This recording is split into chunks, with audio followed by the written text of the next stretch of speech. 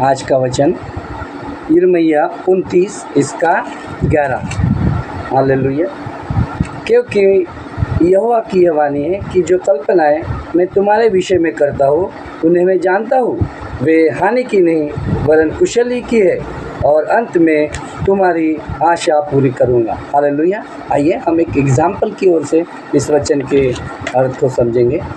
जैसे एक डॉक्टर अपने पेशेंट के साथ में ऑपरेशन थिएटर में ट्रीटमेंट पर है, मगर डॉक्टर को लग रहा है कि वो पेशेंट घबराया हुआ है। तो प्रभु यीशु मसीह के लोगों, मैं आपको ये सिखाना चाहता हूँ कि भाई, जो पेशेंट भाई या बहन है, भाई और बहनों, घबराओ नहीं। आप मौत के गड़े पर नहीं हो, आप एक आईसीयू के ऑपरेशन थिएटर में हो, जहाँ पर जो भी डॉक्टर आपको दर्द की पीड़ाओं से आपको निकालना चाहता है। यदि आपको कोई ऑपरेशन थिएटर में जहाँ पर आप लेटे हो, उस जगह पर आपको मौत में डालने के लिए नहीं, बल्कि मौत से बचाने के लिए आपको लाया गया है। यदि आपके अंदर में कोई अपेंडिक्स या कैंसर या कोई ट्यूमर है, यदि आपके शरीर में कोई दर्द है या चीरा भी लगाया जा रहा है, तो वो चीरा, वो दर्द आपको मारने के लिए नहीं, वो आपको बचाने के लिए लगाया जा रहा है, क्योंकि एक डॉक्टर पेशेंट को बचाना चाहता है। सेम उसी तरह संसार के गढ़ों में, दुख में, परेशानियों में यदि आप गिरे हो, तो हमारा प्रभु यीशु मसीह ही खुद डॉक्टर है। आपको रोने की ज़रूरत नहीं है, आप मत घबराओ। हालेलुया।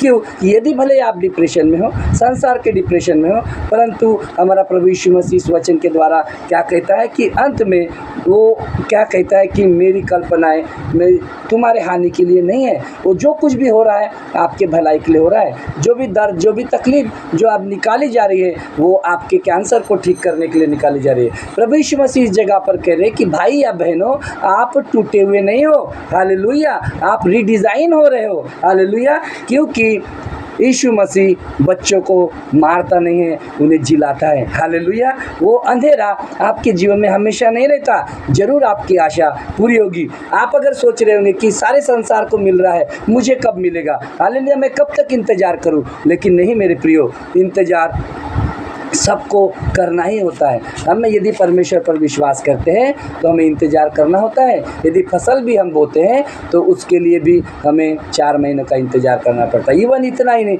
यदि माता के गर्भ में यदि बालक भी आ जाए तो उसको भी जन्म लेने के लिए 9 महीने का इंतज़ार करना पड़ता है। क्योंकि प्रभु कहते हैं कि अंत में मैं तेरी सारी आशाओं को पूरी करूँगा। मेरे प्रियो, ये वचन ये डिले नहीं है मेरे प्रियो, ये एक डिवाइन मैसेज है, ये एक डिवाइन टाइमिंग आपके लिए। हालेलुया। क्योंकि अंत में प्रभु आपकी आशा पूरी करेंगे। Praise the Lord.